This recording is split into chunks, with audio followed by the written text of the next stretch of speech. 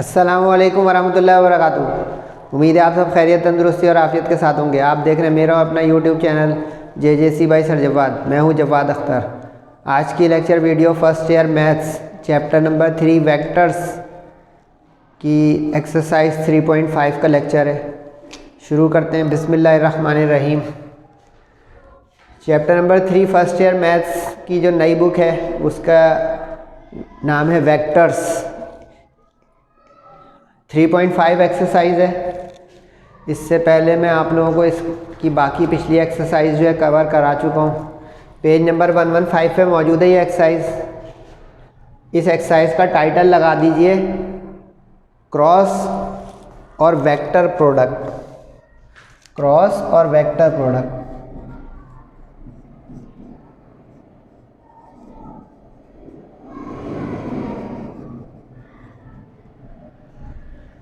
ये जो बीच में एक्स का निशान नज़र आ रहा है इसको क्रॉस प्रोडक्ट या वेक्टर प्रोडक्ट कहते हैं।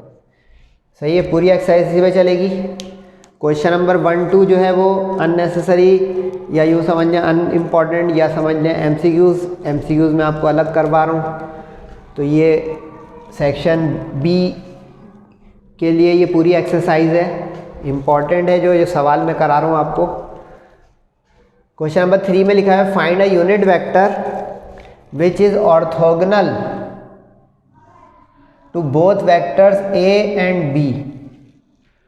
फिजिक्स में अगर आप लोगों ने पढ़ा हो, दो वेक्टर्स के ऊपर परपेंडिकुलर एक थर्ड वेक्टर होता है, उसको unit vector perpendicular to the plane of two vectors कहते हैं। राइट हैंड थंब रूल से उसका जो है निकलता था वेक्टर।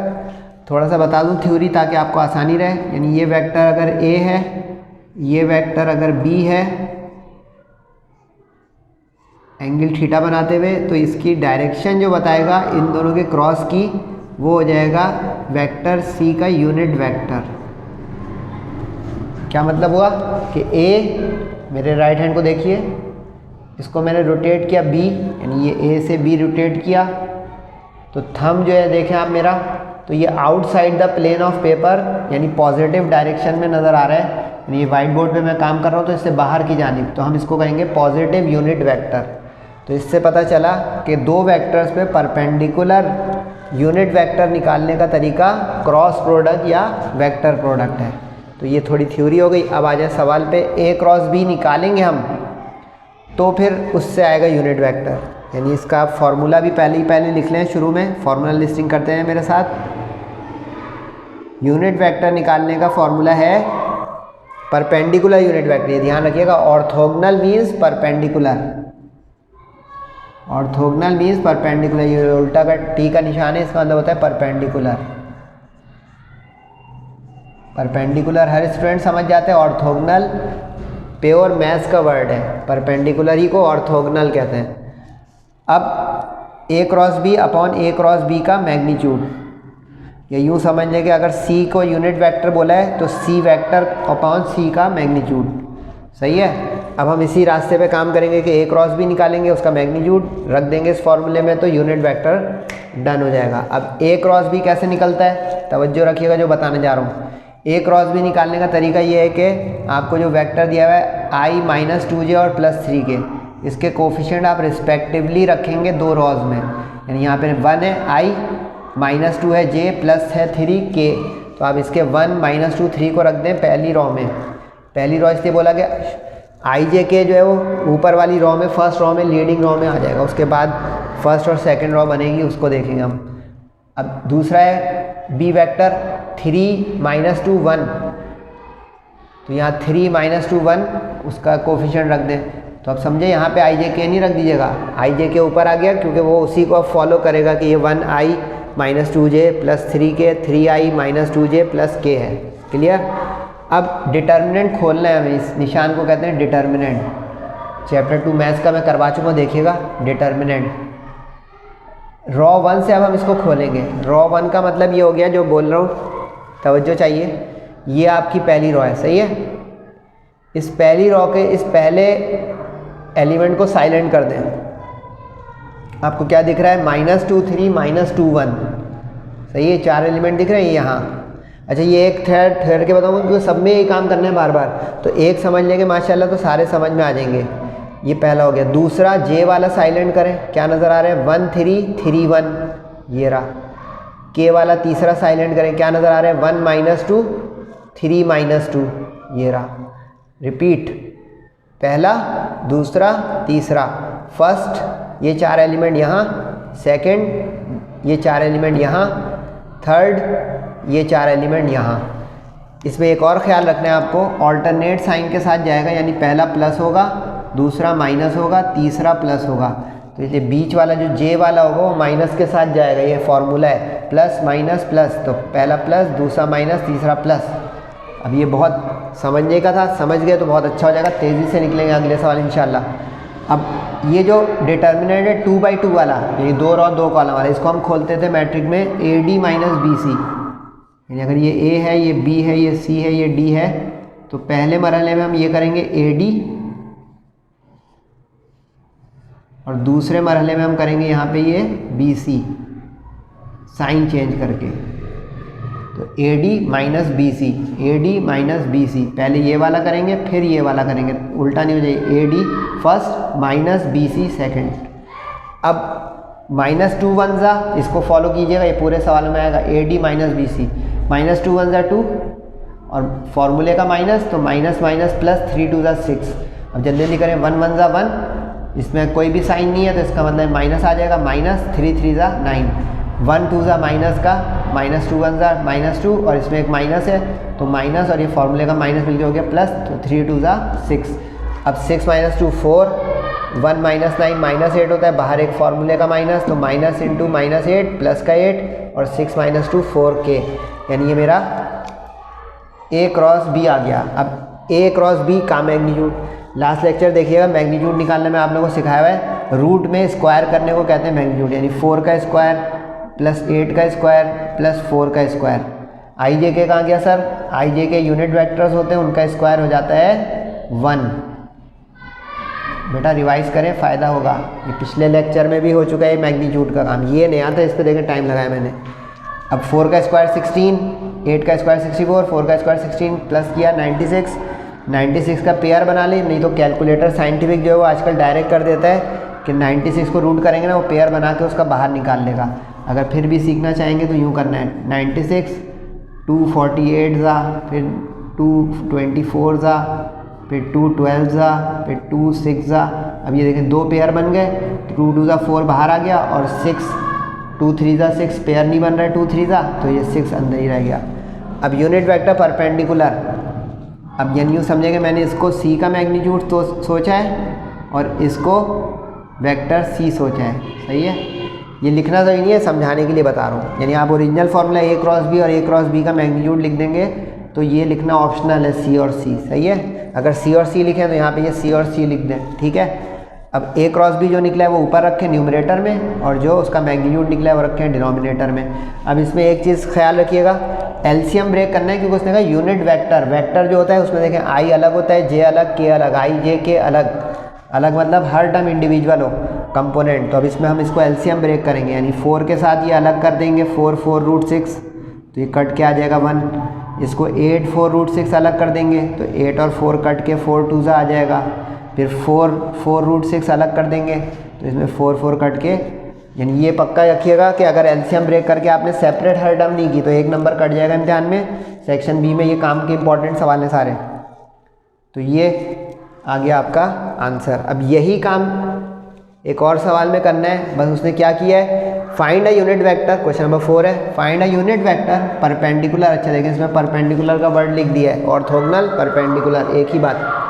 अब आगे वो कह रहा है A प्लस बी और A माइनस बी पे जो हो परपेंडिकुलर। अब ज़रा ख्याल रखना है, वो क्या, हमें तो A दिया हुआ है, हमें तो B दिया हुआ है, लेकिन वो मालूम करने कह रहा है A प्लस बी और A माइनस बी पे परपेंडिकुलर वेक्टर। तो क्या मतलब हुआ इसका, पहले इस सवाल में रास्ता बनाना पड़ेगा, यानी पहले हम A प्लस बी से एक नया वेक्टर निकाल लेंगे और A माइनस बी से एक नया वेक्टर, फिर उसके बाद ये सवाल रिपीट होगा, ठीक है। समझ में आई गेम, यानी हम पहले A प्लस बी जिन दो पे परपेंडिकुलर, यानी समझेंगे अब हमारा पहला वेक्टर A नहीं है, A प्लस बी है, ठीक हो गया। दूसरा वेक्टर हमारा B नहीं है, ए माइनस बी है, सही हो गया। अब इस पे जो परपेंडिकुलर हो वो यूनिट वेक्टर हमें चाहिए। तो अब आप लोग समझदार हैं माशाल्लाह कि ए प्लस बी और ए माइनस बी पे परपेंडिकुलर यूनिट वेक्टर है, यू फॉर यूनिट वेक्टर। तो लाजमी हुआ कि पहले ए प्लस बी निकालें और ए माइनस बी निकालें, फिर उसमें निकलेगा ना, क्योंकि इसमें देखें ए और बी पे परपेंडिकुलर मांगा था, तो ए बना बनाया सवाल में था और बी बना बनाया, तो इसलिए हमने फ़ौरन करना शुरू कर दिया उसका क्रॉस प्रोडक्ट। इसमें पहले ऐड और सब्ट्रैक्ट करना होगा। तो ये नोट कर रहे हैं बेटा, रजिस्टर और पेन रखें, सिर्फ स्नैपशॉट लेंगे मज़ा नहीं आएगा।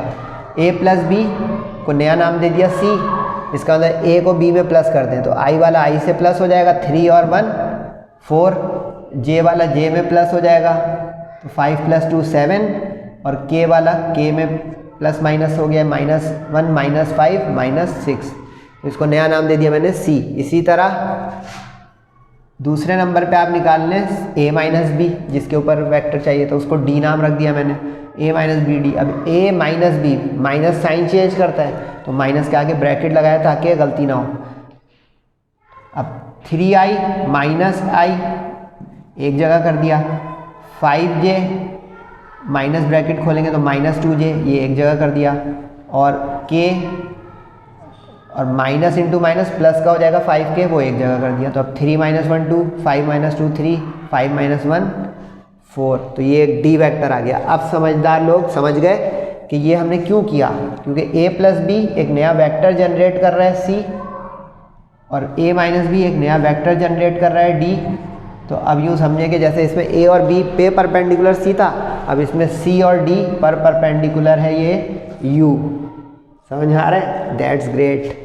अब c क्रॉस d निकालें, अब तो खुद कर लेंगे, तो करें फिर आई जे के पहली लाइन में। अब c का क्या आया था 4 7 -6, तो c का 4 7 -6 पहली रो में, और d का क्या आया था 2 3 4 2 3 4, ये तो गोल्डन नंबर है 2 3 4, तो ये लिख दिया दूसरी रो में। अब इसको डिटरमिनेंट से खोलें, जिनको नहीं समझ में आया फिर एक मौका दे रहा हूँ। ये 7 - 6 3 4 पहले में, 4 - 6 2 4 दूसरे में, और 4 7 2 3 तीसरे में, फर्स्ट सेकंड थर्ड, बीच वाले में साइन माइनस ख्याल से, ठीक है, प्लस माइनस प्लस।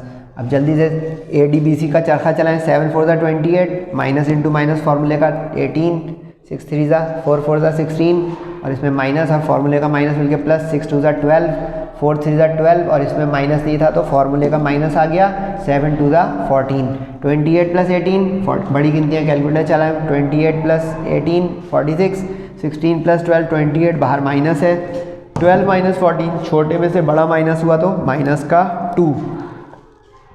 अब इसका मैग्नीट्यूड, क्योंकि जैसे देखें वेक्टर अपॉन मैग्नीट्यूड, तो अब इसके वेक्टर अपॉन मैग्नीट्यूड से आ जाएगा इसका यूनिट वेक्टर। अब बड़ी गिनतियाँ कैलकुलेटर की जरूरत पड़ेगी, 46 का स्क्वायर 2116। अच्छा आप लोग वर्टिकल कीजिएगा ऊपर से नीचे, कई मरतबा बोल चुका हूँ, ये इम्तिहान की प्रेजेंटेशन है, ऊपर से नीचे मैं एक स्टेप में यूँ करता हूँ कि 3-4 सवाल एक जगह में आ जाएँ। -28 का स्क्वायर, -2 का स्क्वायर, प्लस किया ये आ गया, इसका रूट। अच्छा इसका रूट डेसिमल अलाउ नहीं है, ध्यान रखिएगा, decimal not allowed, decimal not allowed. Calculator में अगर डेसिमल का फंक्शन है तो उसको फ्रैक्शन का फंक्शन बना ले, या मॉड जो है अगर चलाना नहीं आता पूछ लीजिएगा मुझसे। 22√6, ठीक है। अब unit vector a + b a - b के ऊपर क्या होगा जो सवाल है, a + b cross a - b, जैसे यहाँ पे तो a भी था तो a cross b upon a cross b। तो पहले मैंने ओरिजिनल क्वेश्चन लिखा a + b a - b, a + b a - b का मॉडुलस का अंदर मैग्नीट्यूड, उसको मैंने नाम रखा हुआ था c और d। तो देखो c क्रॉस d और c क्रॉस d का मैग्नीट्यूड ऊपर रखा नीचे रखा, वही एलसीएम ब्रेक वाली कहानी वापस आ गई। इसको करें, इसको करें, और फिर इसको तीसरे को करें। कट रहा है तो काट छाट कर दें, जैसे ये कट गया 23 और ये कट गया 11, 2 के टेबल से, ये 14 ये 11, ये 1 ये 11, सही है। अच्छा इसमें बुक वालों ने एक ऑप्शनल हरकत की हुई है, आप करना चाहें कर दें, वो लाजमी नहीं है। अपॉन में पूरा रूट कर दिया उन्होंने। कैसे क्या होगा, जैसे ये 11 बाहर अगर है तो इसका अंदर पेयर हो के अंदर है, ये कहना चाह रहा हूँ। रूट के अंदर ये हो गया 11 × 11 × 6, तो ये हो गया जनाब 121, 11 11 121, 121 6 जा 121 6 जा यानी 726। अब ये ऑप्शनल है कि आप इसको लिख दें 23/√726 i, 14/√726 j और √726 अपॉन में k। ये एक ऑप्शन बता रहा हूँ क्योंकि देखें इम्तिहान में आपके पास आंसर की नहीं होगी कि आप देख के वो लाने की कोशिश करें। मैंने तो इसलिए बता दिया कि कुछ बच्चे कहेंगे अरे सर का आंसर मैच नहीं हो रहा बुक से, तो उसकी वजह बता दी कि क्या कहानी है। तो ये ऑप्शनल है कि अपॉन में पूरा आप रूट बना दें या ना बना दें। क्लियर यहाँ तक? Question number 5। अच्छा ये अब एप्लीकेशन आ गई क्रॉस प्रोडक्ट की। क्रॉस प्रोडक्ट यूनिट वेक्टर देता है perpendicular, cross product unit vector देता है परपेंडिकुलर, और cross product he area of parallelogram और एरिया ऑफ ट्राइंगल देता है। नोट डाउन करते जाएं। अब एरिया ऑफ पैरेललोग्राम कैसे आएगा, यानी पैरेललोग्राम ये है, जानते होंगे आप सब। अब कह रहे हैं कि उसकी दो साइड्स जो है ना वो दो वेक्टर से रिप्रेजेंट हो रही है, यानी ये वेक्टर ए जो है इसकी एक साइड को बयान कर रहा है और बी वेक्टर जो है इसकी दूसरी साइड को बयान कर रहा है। अब ये जो पैरेललोग्राम होता है इसका एरिया जो होता है वो magnitude of A cross B, यानी cross product magnitude gives the area of parallelogram. Formula लिख लें भाई कि area of parallelogram is nothing but the magnitude of cross product. सही है, फॉर्मूला लिस्टिंग भी होती आ रही है।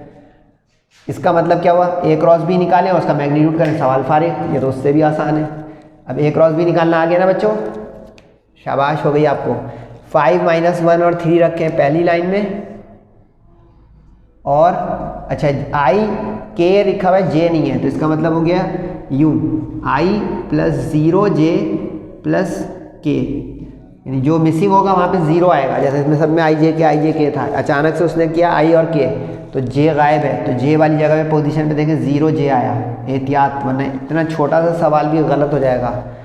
सही हो गया। अब इसको वही करें काम, फर्स्ट सेकेंड थर्ड, -1 3 0 1, 5 3 1 1 और 5 - 1 1 0। ADBC जल्दी जल्दी करें। -1 0, अच्छा 0 जो है उसके साथ माइनस मत लगाइएगा, कोशिश कीजिएगा कि -0 ना लिखें। लिख देंगे मसला नहीं होगा क्योंकि वो ऐड नहीं करना है हमें। लेकिन एक बात की बात, 5 1 5 -3, 5 0 0 और माइनस इंटू माइनस, ADBC वाले का माइनस +1 -1 आई, ये 2 आ रहे हैं तो बाहर माइनस फार्मूले का याद है ना, भूल तो नहीं गए भाई, प्लस माइनस प्लस, तो 5 - 3 2, बाहर माइनस की वजह से माइनस, और 0 + 1 1।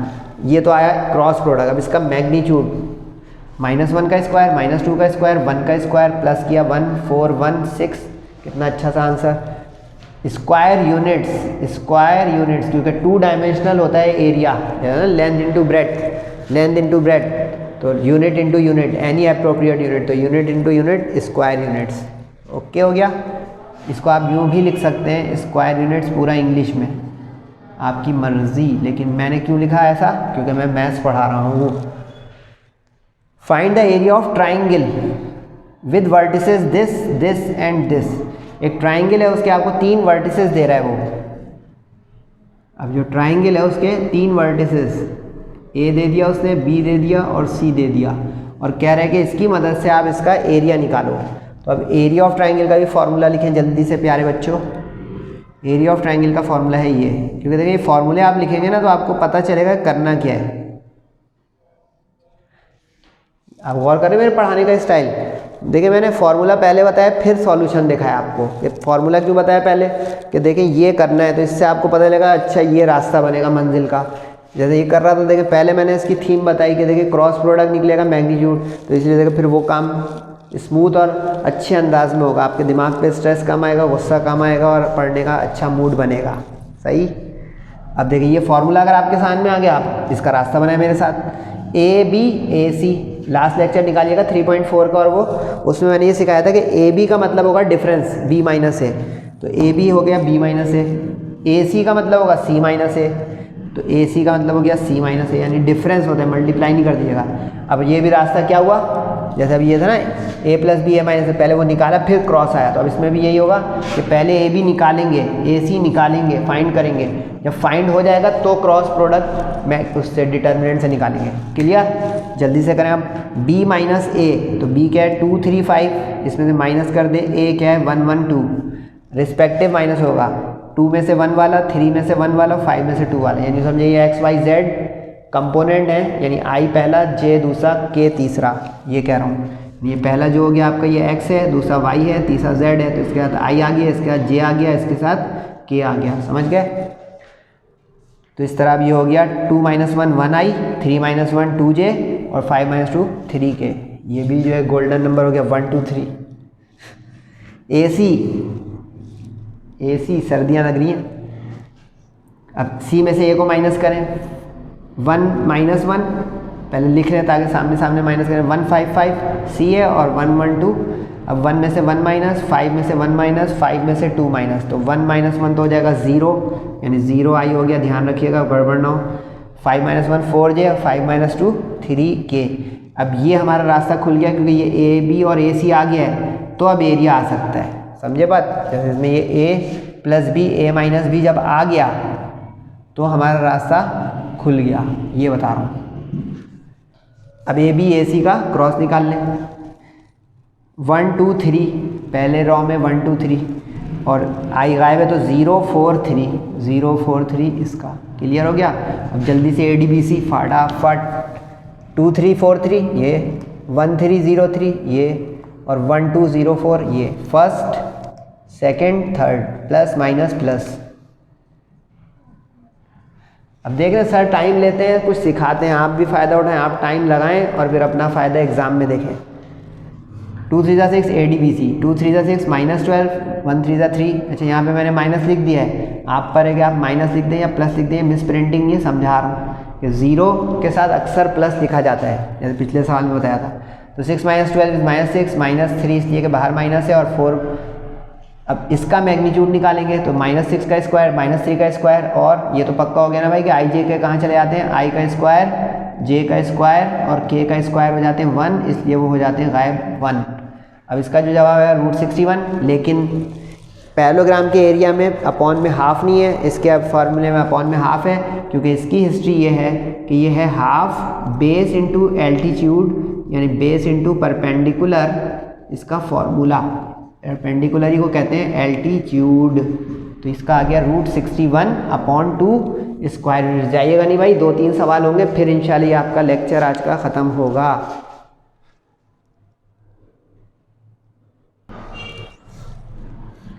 ये लास्ट 3 क्वेश्चंस देख लें इस एक्सरसाइज के। Question number 8, using cross product find the angle between vectors this and this. कह रहे हैं 2 वेक्टर्स हम आपको दे रहे हैं, आप इसके दरमियान एंगल बताएं क्रॉस प्रोडक्ट की मदद से। सही है? फॉर्मूला नोट करें, a क्रॉस b का magnitude is equal to a magnitude vector b magnitude sine theta. ये बेसिक डेफिनेशन है वेक्टर प्रोडक्ट की, फिजिक्स में भी थी, a cross b is equal to a b sine theta. अब इसमें ये जो साइन थीटा है ना, ये आपका एंगल है। अब इसका मतलब ये है कि अगर मेरे पास ये a क्रॉस b, a और b के मैग्नीट्यूड हो तो क्वेश्चन डन हो जाएगा। समझे? तो देखिए ये पहले फॉर्मूला मैं इसलिए बताता हूँ कि अब इस पर हम रास्ता बनाएंगे। अब 2 वेक्टर्स के उसने नाम नहीं दिए हैं, तो जब नाम ना दे तो हम लेट करेंगे उसको ए बी। पिछले 3-4 क्वेश्चन में ए बी या कुछ उसने दिया हुआ था, तो हमने उसको लेट नहीं किया था, गिवन थे वो। तो ये सब देखें बारीकियाँ होती हैं, सही से देखें, पूरे नंबर लें माशाल्लाह। अब a क्रॉस b निकालेंगे, उसका मैग्नीट्यूड, a और b का मैग्नीट्यूड और फॉर्मूले में रख देंगे। ठीक, a क्रॉस b निकालना तो आप लोगों को माशाल्लाह आ गया। फिर भी बता देता हूँ ताकि अब हिफ्ज़ ही हो जाए आप लोगों को माशाल्लाह से, कि a वेक्टर जो है उसको 1 - 7 7 पहली लाइन में, यानी पहली रो में डिटरमिनेंट किया, और 3 - 2 2 दूसरी रो में। सही है? अब ये 4 एलिमेंट i के साथ, ये 4 एलिमेंट j के साथ, ये 4 एलिमेंट k के साथ, -7 7 -2 2 1 7 3 2 और 1 - 7 3 - 2। अब ए डी बी सी का चरखा चलाएं, ए डी पहले नंबर पे और बी सी दूसरे नंबर पे माइनस साइन के साथ, ठीक है। तो -14 7 2 और माइनस माइनस प्लस हो गया फॉर्मूले का, माइनस से +14 यानी ये AD माइनस BC, ठीक है। अब 2 1 2 -7 3 21 -2 1 -2 और माइनस फॉर्मूले का तो माइनस माइनस +21, 14 -14 0 हो गया तो 0 आई, -19 बाहर एक माइनस है तो +19 और ये 21 -2 +19, तो A क्रॉस B आ गया। अब A क्रॉस B का मैग्नीट्यूड, A क्रॉस B का मैग्नीट्यूड 0 का स्क्वायर 19 का स्क्वायर और 19 का स्क्वायर। कैलकुलेटर चला लें, 361 तो हो गया है 722 रूट में। अब ये वाला क्वेश्चन मार्क हट गया। A और B के मैग्नीट्यूड निकालें। A सवाल में जो था वो 1 -7 7 का स्क्वायर, 1 का स्क्वायर 1 49 7 का स्क्वायर, और B था 3 -2 2 तो 3 -2 2 का स्क्वायर। और वो तो पक्का हो गया ना भाई कि IJ के कहाँ जा रहे हैं, IJ के मैग्नीट्यूड हो गए यूनिट वेक्टर होने की वजह से ये 1 हो जा रहे हैं, तो ये लिखेंगे नहीं। रीज़न देना है तो हाँ ये आप दे सकते हैं कि कभी बाद में कंफ्यूज होने लगे, भूलने लगे एग्ज़ाम के दिनों में, तो ये सामने रहेगा तो अच्छा IJ के यूनिट वेक्टर होते हैं 1। अब इसको ये वाला क्वेश्चन मार्क भी हट गया, फीड कर दें फॉर्मूले में। ऐसा भी होता है कभी। A और B सही है 722 और A और B का मैग्नीट्यूड 99 और 17 रूट एक जैसे मल्टीप्लाई में अगर हो तो एक में आ जाएंगे। डिवाइड करें कैलकुलेटर से, इसका रूट लें, और ये क्या चल रहा था साइन थीटा, तो साइन थीटा उधर जाके हो गया साइन इनवर्स थीटा, ठीक है। तो ये आपका जवाब, इसको आप 41 डिग्री भी लिख सकते हैं क्योंकि ये 40.9 41 के करीब है, ये नियरली इक्वल का निशान होता है। Is the angle between given vectors.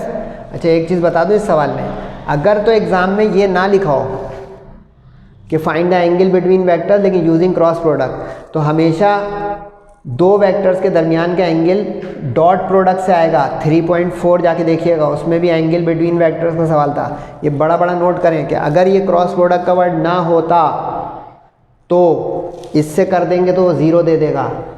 ये इसी वक्त लगाया क्योंकि क्रॉस प्रोडक्ट से उसने मांगा है, वरना in general theoretical practical angle between two vectors can be found only with the help of scalar और dot product 3.4। ओके, आखिरी ये दो सवाल जो हैं ये वेक्टर प्रोडक्ट की एक एप्लीकेशन है।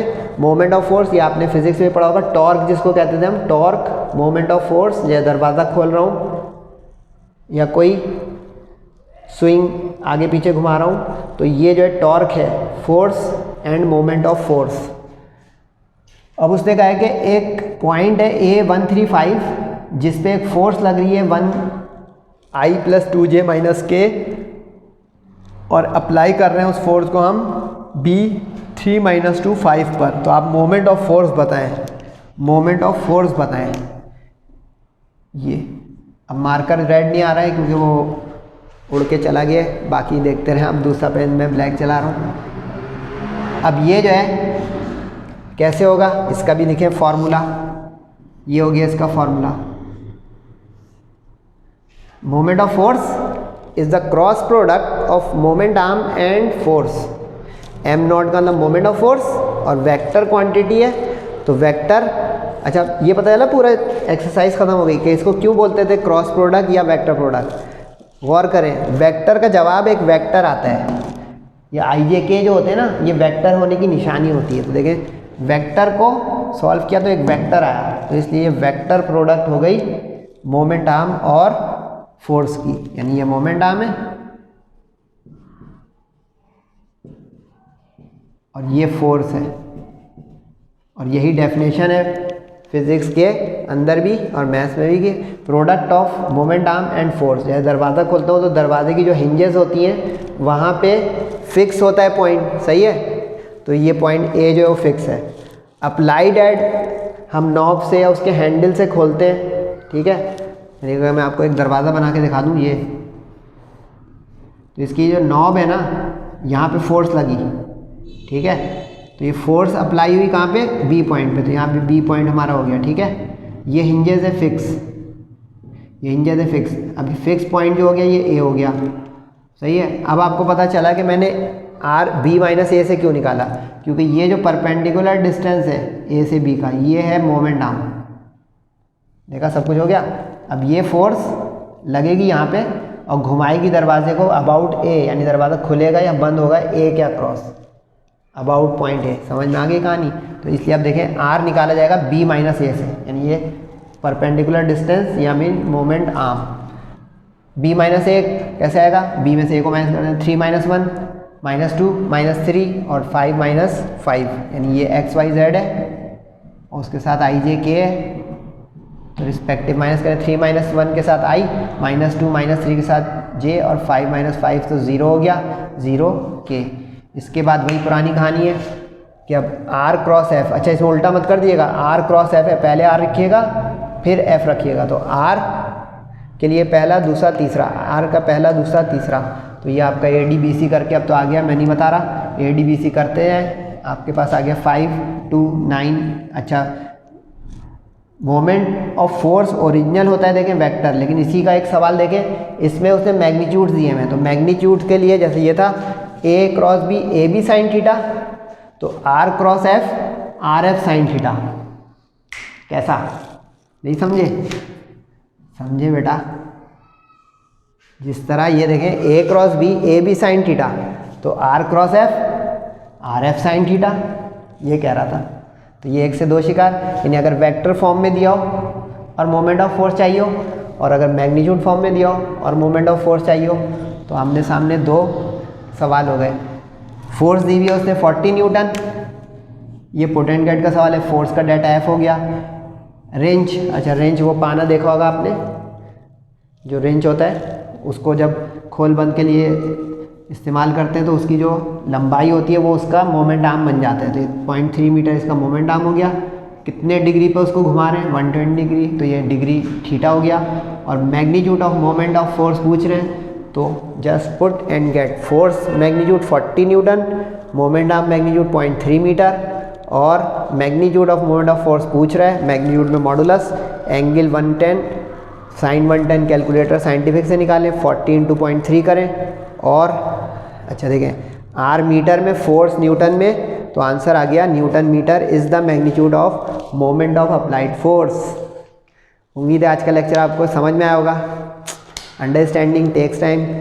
नेक्स्ट लेक्चर का दारोमदार सेहत और ज़िंदगी पर है। तब तक अपना और सबका बहुत ख्याल रखिएगा। तब तक के लिए अस्सलामु अलैकुम वरहमतुल्लाहि वबरकातुहू।